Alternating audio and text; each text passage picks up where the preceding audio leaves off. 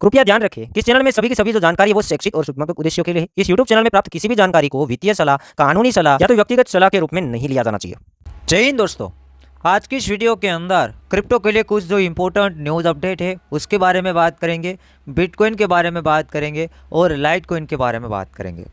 तो सबसे पहले न्यूज़ आती है कोइनबेज की तरफ से। कोइनबेज के जो करंट सीईओ है उसका ये कहना है कि हम एसएससी के साथ पिछले 18 महीने के अंदर 30 बार मीटिंग कर चुके हैं। बट यहाँ पे कोइनबेज का ऐसा भी कहना है कि हम 30 बार मीटिंग करने के बावजूद भी एसएससी का कोई ऐसा फीडबैक नहीं है कि कौन सा एसेट है वो सिक्योरिटीज है, इसके ऊपर बिलीव नहीं कर सकते हैं, और कौन सा ऐसा एसेट है कि उसके अंदर हम बिलीव कर सकते हैं। अभी तक यहाँ पे एसएससी का कोई निर्णय नहीं है, कोई कंफर्म बात यहाँ पे बताई नहीं है, कोई भी फीडबैक यहाँ पे शेयर नहीं किया गया है। नेक्स्ट हम बात करेंगे बाइनेंस रिलेटेड न्यूज़ अपडेट, जो कि फिलिप्स कंट्री है उसकी तरफ से अपडेट आया है कि बाइनेंस कंट्री के अंदर पूरी तरीके से बाइनेंस का जो एक्सेस है वो ब्लॉक कर दिया गया है। फिलिप्स जो कंट्री है उसका ये कहना था कि अमेरिका ने जांच किया, बाइनेंस को दोषी पाया गया, बाइनेंस कुछ गलत कर रहा है, सिजी पूर्व बाइनेंस के सीईओ मनी लॉन्ड्रिंग वगैरह कर रहा है। इसलिए यहाँ पर फिलिप्स जो कंट्री है उसने सोचा होगा कि हम यहाँ पे बाइनेंस को एक्सेस नहीं देंगे, बाइनेंस का पूरा एक्सेस है वो ब्लॉक कर दिया है।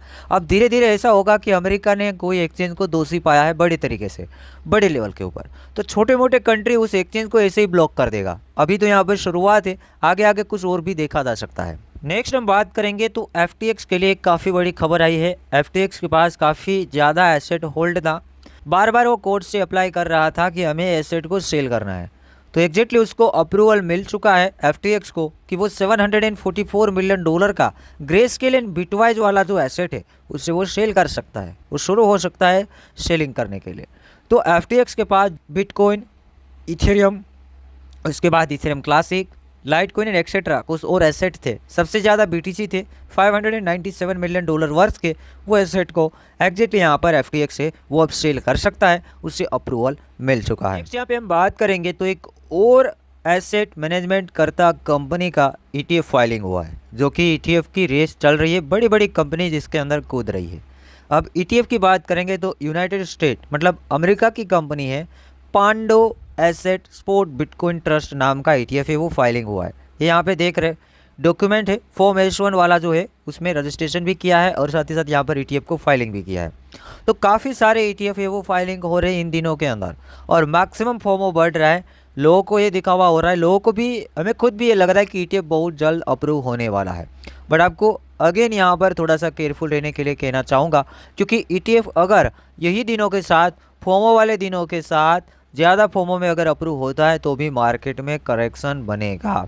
ETF जब बुरा वक्त होगा, हमें लगेगा कि अप्रूव नहीं हो पाएगा, वही टाइम के अंदर अगर अप्रूव होता है तो वहाँ पे पंप देखने को मिलेगा। मतलब फियर के अंदर कहीं अप्रूव होगा तो पंप, फोमो के अंदर होगा तो डंप, सिंपल बात है। ये थे कुछ न्यूज़ अपडेट। अब यहाँ पे हम बात करेंगे बिटकॉइन के बारे में। तो BTC का प्राइस करंट टाइम के अंदर $37,858 के ऊपर ट्रेड कर रहा है। वन साइड वहीं का वहीं एनालिसिस, जो कि यहाँ पर ऊपर वीक मारे वहाँ पे हमें एंट्री बनाना है, करंट प्राइस से भी बना सकते हो, और ये वाले लेवल के अंदर एंट्री बना लेना है, जो कि $38,500 तक भी एंट्री बना सकते हो, और SL आप अपने हिसाब से लगा सकते हैं। जो कि मैं सेटअप दे रहा हूँ, ये एंट्री एरिया है और ये target as a short term $37,000 as a short term. तो भी $1,000 का डंप यहाँ पे लगने के चांसेस है, क्योंकि हम ये रेंज में चल रहे, बार बार शॉर्ट सेलिंग कर रहे हैं। कुछ लोग है ऐसे कि उल्टा सीधा लिख रहे, बट वो ये नहीं देख रहे कि कंटिन्यू यहाँ पर ऑर्डर हिट हो रहे, एक भी ट्रेड फेल नहीं हो रहा है। तो भी हम बताते हैं कि हमारा 65 to 70% एक्यूरेसी है, तो भी हम कंटिन्यू देखें। जब से रेंज के अंदर BTC फंसा है, बार बार शॉर्ट किया, बार बार शॉर्ट किया, बार बार शॉर्ट किया, 1 2 3 4 5 6 बार टारगेट हिट हुआ, और ये 7 बार होने वाला है। तो कंटिन्यू 7 बार ट्रेड सक्सेस जा रहे हैं, 7 बार। अब 3 बार आगे जाके फेल भी हो जाए तो भी 70% एक्यूरेसी रहा या नहीं रहा? बिल्कुल रहा। तो इस टाइप से हम काम कर रहे हैं। SL के साथ आपको काम लेना है। बार बार $2,000 की गिरावट यहाँ पर हमें देखने को मिल रही है। कुछ लोग ऐसे बताते हैं कि आप एनालिसिस छोड़ दो, आप बकवास करते हो, आप वो करते हो, बट यहाँ पर जो लोग कंटिन्यू एनालिसिस चाहते हैं, एक कमेंट छोड़ देना, मुझे काफ़ी ज़्यादा मोटिवेशन मिलेगा।